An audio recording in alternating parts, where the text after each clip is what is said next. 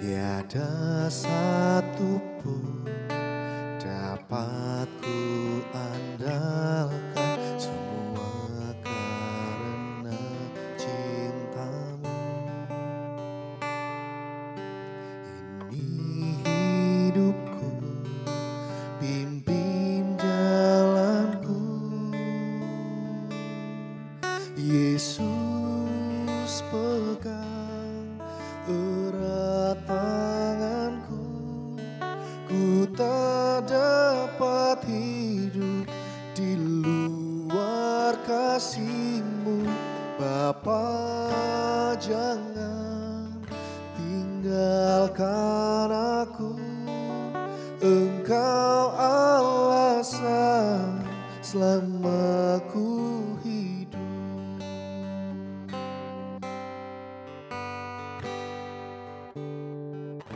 Kasih-Mu mengubah hidupku, Kau memilihku, selamatkan hidupku, semua karena cinta-Mu. Ini hidupku, pimpin jalanku, Yesus pegang erat tanganku. Ku tak dapat hidup di luar kasih-Mu, Bapa. Jangan tinggalkan aku, Engkau alasan selama ku hidup. Yesus pegang erat tanganku. Ku tak dapat hidup di luar kasih-Mu, Bapa. Jangan tinggalkan aku, Engkau alasan selama ku hidup.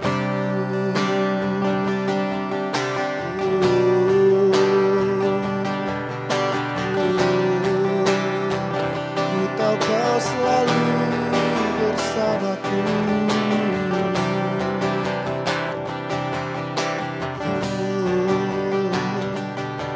Kau selalu di sisiku,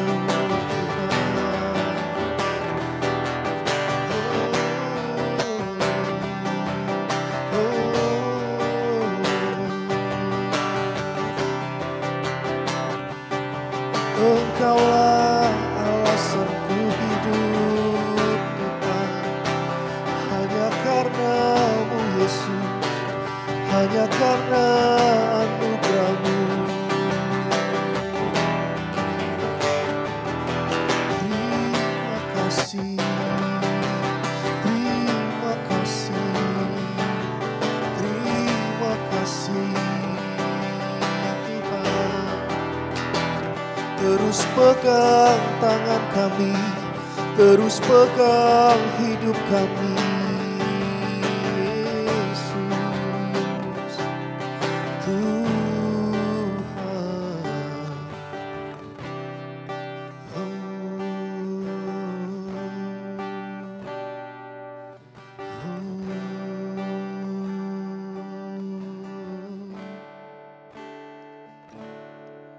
Yesus pegang erat tanganku.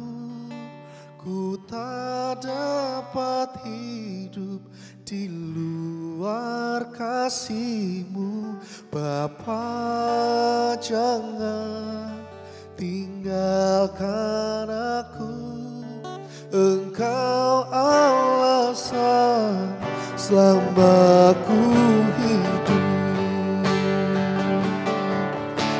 Yesus pegang erat tanganku. Ku tak dapat hidup di luar kasih-Mu, Bapa. Jangan tinggalkan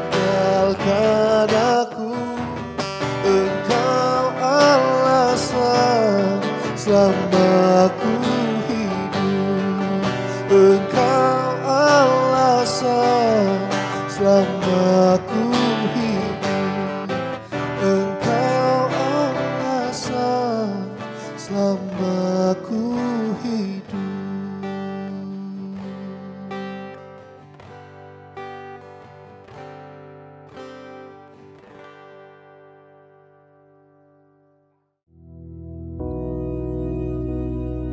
Bapa kami yang di surga, dikuduskanlah namamu, datanglah kerajaan-Mu, jadilah kehendak-Mu di bumi seperti di surga. Berikanlah kami pada hari ini makanan kami yang secukupnya, dan ampunilah kami akan kesalahan kami, seperti kami juga mengampuni orang yang bersalah kepada kami. Dan janganlah membawa kami ke dalam pencobaan, tetapi lepaskanlah kami daripada yang jahat. Karena Engkaulah yang empunya kerajaan dan kuasa dan kemuliaan sampai selama-lamanya. Amin.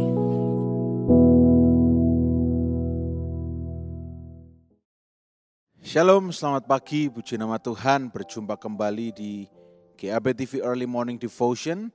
Dan pagi hari ini mari sebelum kita beraktivitas, kita sejenak merenungkan kebenaran firman Tuhan.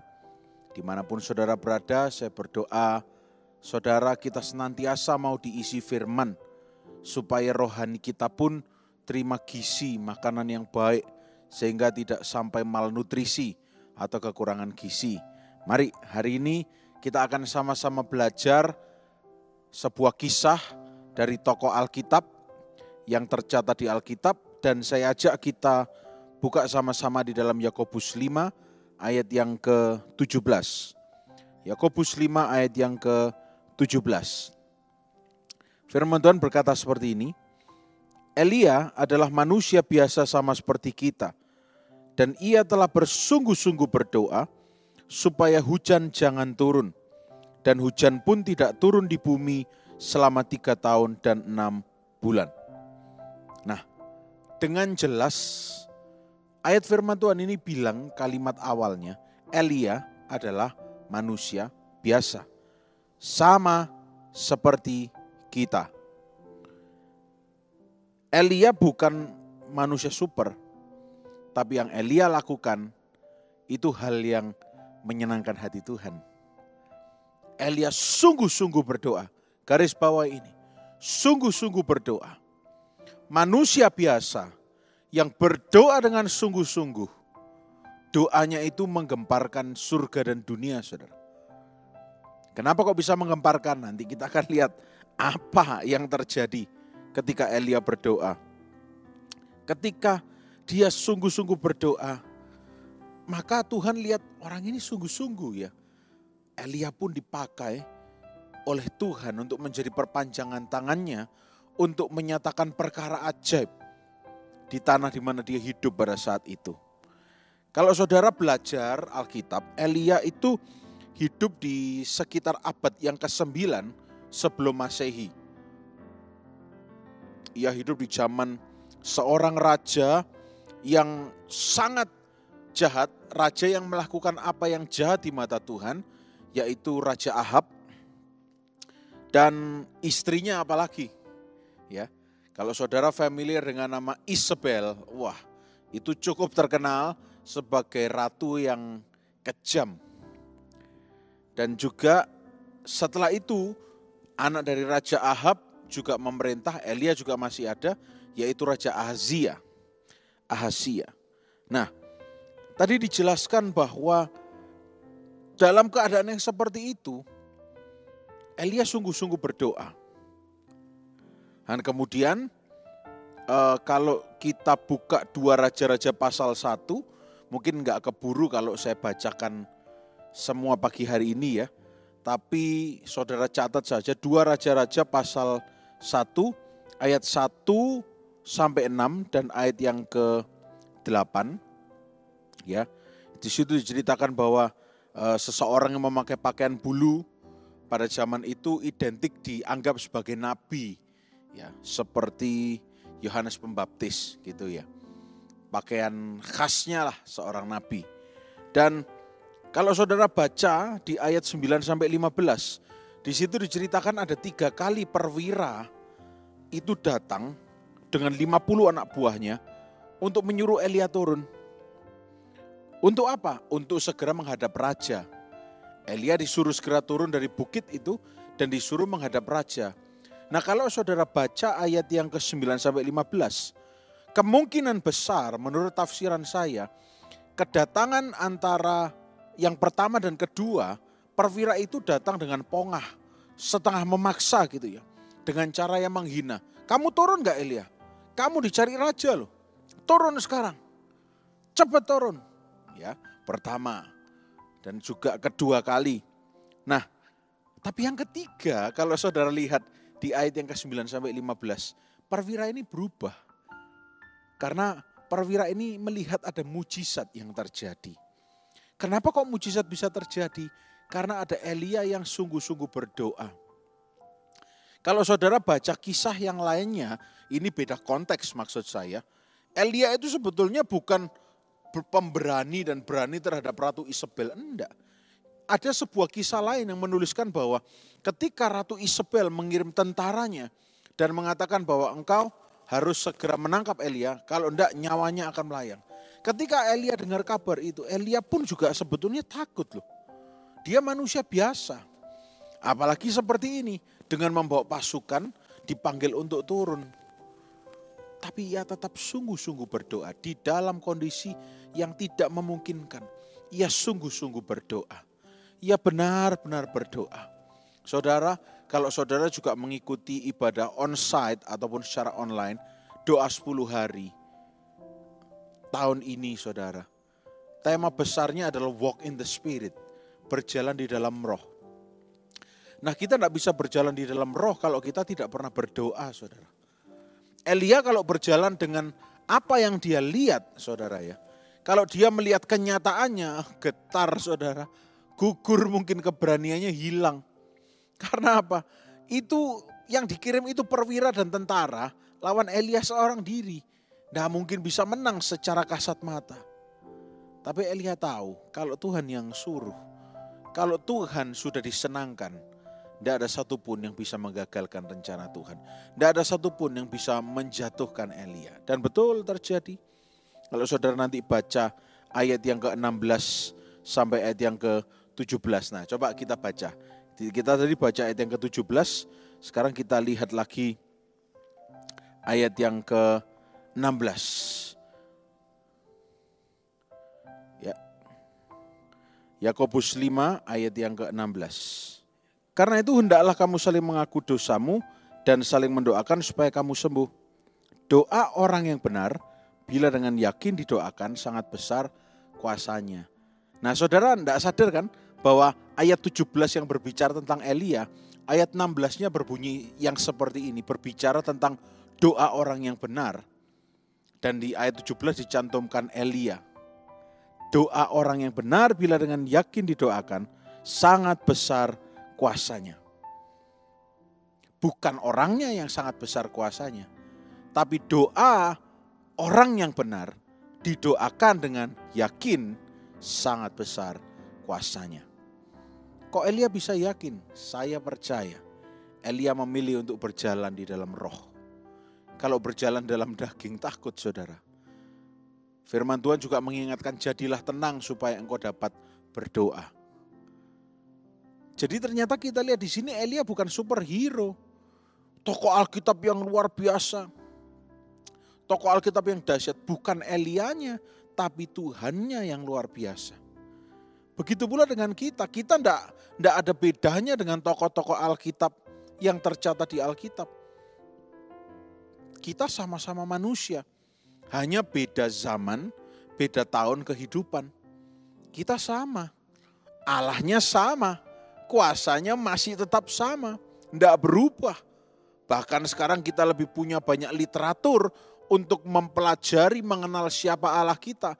Punya lebih banyak metode untuk belajar siapa Allah kita.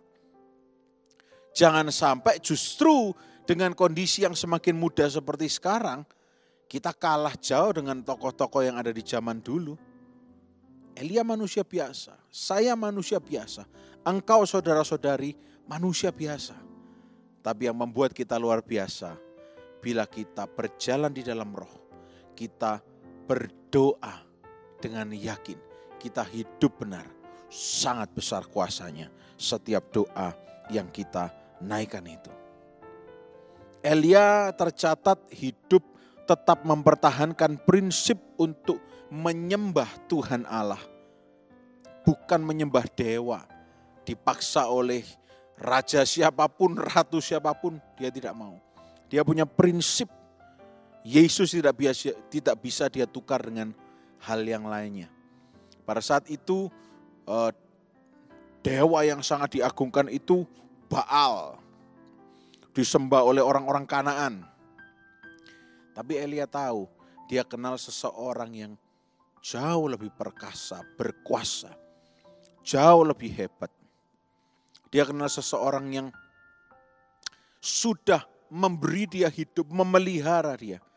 Maka Elia punya prinsip, aku mau senantiasa ikut Yesus. Memang pernah terjadi saudara, beberapa tahun yang lalu, saya tidak akan katakan di mana dan siapa. Kadang-kadang kalau kita ada tuntutan hidup, kalau perlu Yesus pun dijual, saudara. Kenapa? Ya karena kita tidak percaya bahwa Yesus sanggup memperhatikan kita sampai sedetail itu. Dan faktanya Yesus pun dijual, ganti harta, ganti katanya, kenyamanan, keamanan. Dan ternyata itu sebuah pilihan yang salah besar. Elia kelihatannya pilihannya salah, tidak mau nurut perwirahnya Raja Ahab dan Ratu Isabel.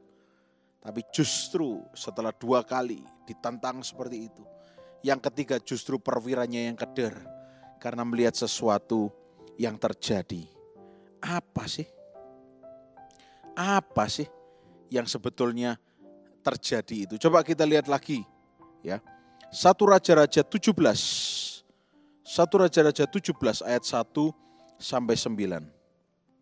1 Raja-Raja 17 ayat 1 sampai 9. Saya tidak akan baca semua. Saya akan baca ayat 3 dan 9 saja ya.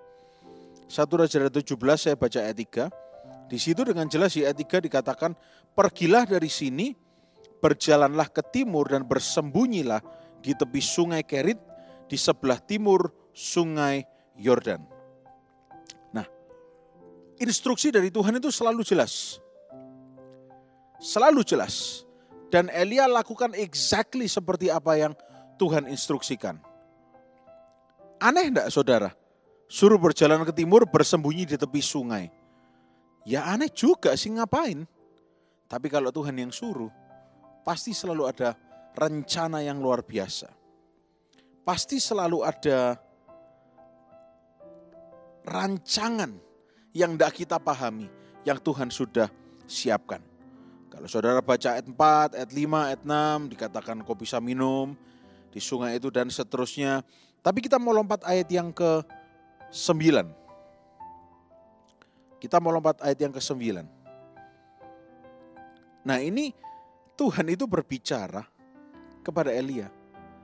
Sesuatu yang belum terjadi dan belum tentu bisa terjadi kalau secara logika. Tapi dia bilang, bersiaplah, pergi ke Sarfat yang termasuk wilayah Sidon dan diamlah di sana. Ketahuilah, aku telah memerintahkan seorang janda untuk memberi engkau makan. Bayangkan. Pergi ke sebuah tempat yang mungkin kalau saya tafsirkan ya, kalau dikatakan pergi ke Sarfat yang termasuk wilayah Sidon, berarti dikasih informasi agak detail karena mungkin Elia juga bukan orang lokal sana. Ya, disuruh pergi ke tempat yang tidak diketahui dan suruh diam di sana. Dan dikatakan lagi, ketahuilah aku akan memerintahkan janda untuk memberi engkau makan. Loh. Saudara, pada zaman itu janda identik dengan wanita yang sangat terbatas, tidak punya pekerjaan karena gender inequality, karena ketidaksetaraan gender yang terjadi pada zaman itu. Jadi kalau sudah dibilang akan diberi makan oleh janda, secara logika, ya puasa. Gak makan lah, mau makan apa? Dan kalau saudara ingat kisahnya, janda Sarfat dan Elia, apa yang terjadi? Makan gak Elia? Makan. Jandanya yang memberi makan. Bagaimana? Tuhan berkati. Manusia biasa Elia, manusia biasa. Tapi yang membedakan dia dari manusia yang lainnya, seperti tadi saya katakan, dia punya prinsip. Aku sudah lihat apa yang Tuhan pernah lakukan. Dan aku mau lihat apa yang Tuhanku masih dan akan sanggup lakukan sepanjang umur hidupku. Nah, kalau saudara baca kisahnya lagi, kalau kita lihat kisah Elia, 3,5 tahun tidak hujan. Terus disuruh berdoa. Disuruhlah hambanya Elia untuk naik ke atas bukit untuk lihat. Tidak ada awan. Turun lagi, berdoa lagi. Dilihat lagi, tidak ada. Terus berulang-ulang sampai akhirnya suatu momen, oh iya, ada awan sekepal tangan kecil. Wah, imannya bangkit. Kalau saudara lihat mendung ya hari-hari ini di Mojokerto, di tempat di mana saya rekam ini, kalau mendung itu tebal sekali dan hujannya deras. Nah, kalau awan sekecil kepalan tangan, mau hujan dari mana? Tapi kalau Tuhan yang bilang, Tuhan yang suruh, tidak ada yang mustahil. Yang memprediksi bahwa Elia tidak akan bisa makan ketika janda Sarfat itu yang disuruh memberi makan. Orang-orang yang di sana yang melihat, loh ini janda kok ngasih makan. Tapi ternyata semua keraguan-raguannya terbantahkan. Kita semua ingat kisah dari janda Sarfat yang bukan hanya bisa memberi makan Elia dan juga dirinya dan anaknya, tapi dia punya banyak persediaan minyak. Bahkan mungkin bisa dijual untuk hidup lagi, berkecukupan dan sebagainya. Kadang-kadang kalau kita berbicara mengenai apa yang Tuhan sanggup lakukan dan apa yang diprediksi orang lain, kadang-kadang kita lebih khawatir cenderung kepada apa prediksi orang lain. Aduh, nanti kalau saya dikata-katai tetangga saya itu gimana? Dia bukan orang yang menciptakan hidup kita. Dia bukan orang yang memelihara kita. Kalau di olahraga sepak bola dia cuma komentator. Dan komentator itu kadang-kadang komentarnya itu tidak ada isinya. Hanya karena dibayar harus ngomong-ngomong. Nah, kita sekarang kalau hidup bersama Tuhan, kadang-kadang kita harus, bukan kadang-kadang ya, harusnya, supposedly kita tidak perlu dengar kalimat orang lain. Harusnya tidak usah dengarkan saja. Dengarkan saja apa yang Tuhan sudah firmankan. Karena semua firman-Nya adalah ya dan amin. Pagi hari ini kita belajar dari Elia yang adalah manusia yang biasa. Tapi manusia yang biasa, yang punya Tuhan yang luar biasa, dia berdoa. Berdoa dan berdoa. Dan dari doanya yang sungguh-sungguh itu, banyak perkara-perkara luar biasa yang terjadi dalam kehidupannya.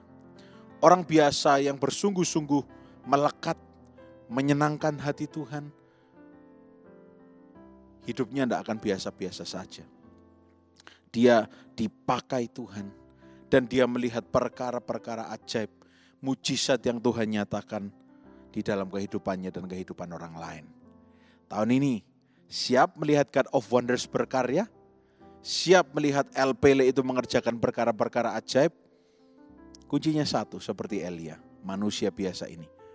Bersungguh-sungguh di dalam Tuhan. Sungguh-sungguh berdoa. Pak, saya tidak tahu gimana cara doa yang sungguh-sungguh. Ya seperti saudara itu sedang berbicara dengan sepenuh hati kepada Tuhan. Bukan hanya sekedar formalitas, Tuhan mau makan ya, makan dulu ya, yuk selamat makan, amin. Enggak, tapi dengan sepenuh hati. Tuhan, terima kasih untuk hari yang baru. Pagi ini aku membuka mata. Aku masih punya kuota untuk menonton ibadah pagi ini. Aku masih punya telinga yang bisa mendengar Walaupun mungkin speaker handphoneku itu sudah agak rusak Tuhan. Tapi aku masih bisa dengar renungan pagi ini. Tuhan terima kasih. Aku bersyukur. Walaupun mungkin nanti aku akan beraktivitas, ada resiko-resiko yang kemungkinan bisa terjadi. Walaupun nanti seakan-akan aku seperti akan ditawan oleh Raja Ahab dan Ratu Isabel. Walaupun kelihatannya hidupku sudah di ujung tanduk. Tapi aku pagi hari ini memutuskan untuk sungguh-sungguh berdoa. Dan aku percaya aku akan melihat Allahku bertindak on my behalf. Akan bertindak bagiku. Elia mengalaminya. Bukan hanya sekali, berkali-kali. Dan hidup Elia jadi tanda mujizat bagi banyak orang. Saya berdoa supaya hidup kita menjadi tanda mujizat bagi banyak orang. Sehingga nama Tuhan dipermuliakan melalui kehidupan kita. Amin. Mari semakin sungguh-sungguh berdoa di dalam Tuhan. Karena doa kita tidak pernah Dia tidak dengarkan. Doa kita, our prayers are heard, didengar oleh Dia. Tetesan air mata kita ditampung di kirbatnya. Tidak usah kita khawatir. Tetap bersyukur, tetap berdoa. Walaupun seakan-akan kita ini manusia biasa tidak ada artinya. Tapi di hadapan Tuhan kita ini biji matanya. Yuk sekarang kita sama-sama berdoa. Tuhan Yesus yang baik, kami bersyukur untuk hari yang baru ini. Sepanjang doa 10 hari ini kami belajar untuk berjalan di dalam roh. Dan salah satunya kami mau senantiasa berdoa dengan sungguh-sungguh. Karena doa kami Engkau mendengarnya. Doa itu merupakan cara kami berkomunikasi dengan Engkau. Tuhan, kami terbatas, kami punya banyak tantangan. Kami masih punya banyak tanggung jawab yang belum selesai. Tapi kami tahu seperti yang Engkau lakukan dalam kehidupan Elia. Engkau bisa lakukan lagi Tuhan. Bahkan lebih dahsyat. Terima kasih. Dan biar sepanjang hari ini kami semua sehat. Diberkati, dibungkus dengan darah Yesus. Dan kehidupan kami mempermuliakan nama Tuhan. Dalam nama Tuhan Yesus Kristus, kami berdoa dan mengucap syukur. Haleluya. Amin. Selamat pagi, Tuhan Yesus memberkati kita semua.